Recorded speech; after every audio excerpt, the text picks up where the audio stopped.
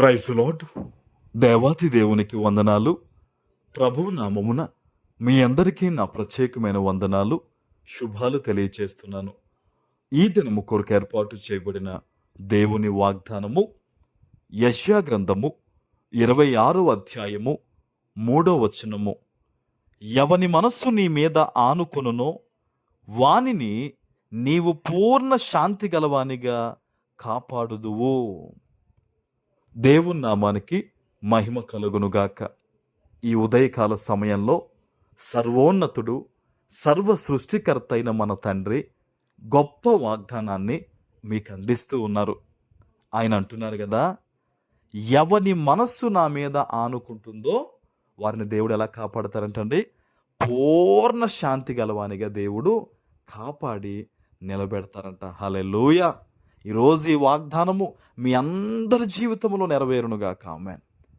ఆయన మీద ఆనుకోవాలండి. అపవాది ఎప్పుడూ కూడా నీకు నిద్ర పట్టకుండా, ప్రశాంతమైన జీవితం లేకుండా చేయాలని ఎన్నో రకాల వేదనలు నీకు గుర్తు చేస్తూ ఉంటాడు. ఈ అప్పు బాధ నువ్వు తీర్చలేవు, ఈ పరిస్థితి నువ్వు దాటలేవు, ఈ కష్టాన్ని నువ్వు జయించలేవు, నీ మీద ఎన్నో అధికమైన రెట్లు ఈ భారం ఉంది, నీ జీవితం అంతా సరిపోదని అబద్ధీకుడైన అపవాది ఆ యొక్క అశాశ్వతమైన పరిస్థితిని నీకు గుర్తు చేస్తూ నిన్ను బాధ పెట్టాలని చూస్తాడు. అయితే ఈరోజు నువ్వు తెలుసుకోవాల్సింది ఏంటో తెలుసా దేవుని బిడ్డ?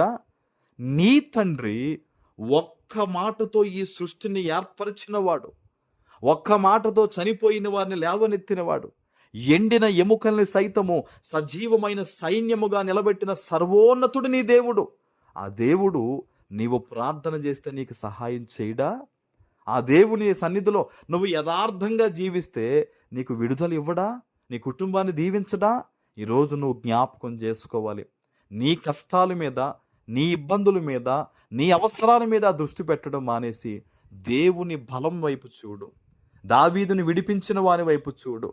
దేవుని కృపను బట్టి అనేక మందిని లేవనెత్తిన వాని వైపు చూడు. సర్వోన్నతుడైన నీ తండ్రి యేసయ్య వైపు నువ్వు చూడగలిగితే గనక, దేవుని యొక్క సేవకునిగా చెప్తున్నాను, నీ జీవితంలో పూర్ణ మనశ్శాంతి, నెమ్మది నీకు ఏ విధంగా కావాలో దేవుడు అది ఇస్తారు. హల్లెలూయా. నువ్వు ఎప్పుడైతే ఆయన మీద ఆధారపడతావో, ఆ ఉన్న దాంట్లోనే, ఆ కొద్దిగా దాంట్లోనే, ఆ ఉన్న స్థితిగతుల్లోనే నువ్వు దేవుని కొరకు నమ్మకంగా జీవించినప్పుడు, నీ నోటి వెంబడి అసలు అపవిత్రమైన మాటలు రాకుండా, నీ జీవితంలో చెడుకు తావు లేకుండా వాక్యానుసారంగా నువ్వు బ్రతుకుతున్నప్పుడు, నా దేవుని మాట సెలవిస్తున్నాడు ఈరోజు, మనశ్శాంతి దేవుడు నీకు ఇస్తాడు, గొప్ప నెమ్మది నీకు ఇస్తాడు, సమాధానం ఇస్తాడు, సమృద్ధి దయచేస్తాడు దేవుడు. ఏ విషయంలో కూడా దేవుడు నిన్ను విడిచిపెట్టడు ఆయన. ఆమేన్.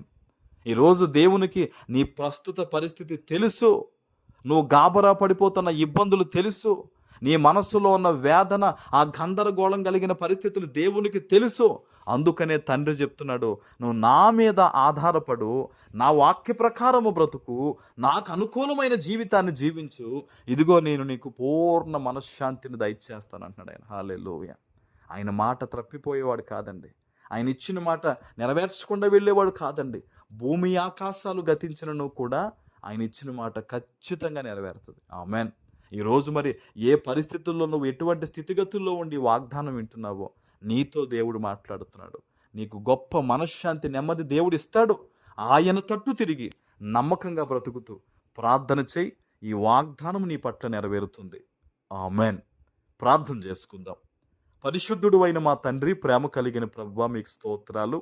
ఈ ఉదయకాల సమయంలో మీరిచ్చిన గొప్ప వాగ్దానము ప్రతి బిడ్డ జీవితంలో నెరవేర్చి స్థిరపరచమని యేసు నామమున ప్రార్థిస్తున్నాను తండ్రి.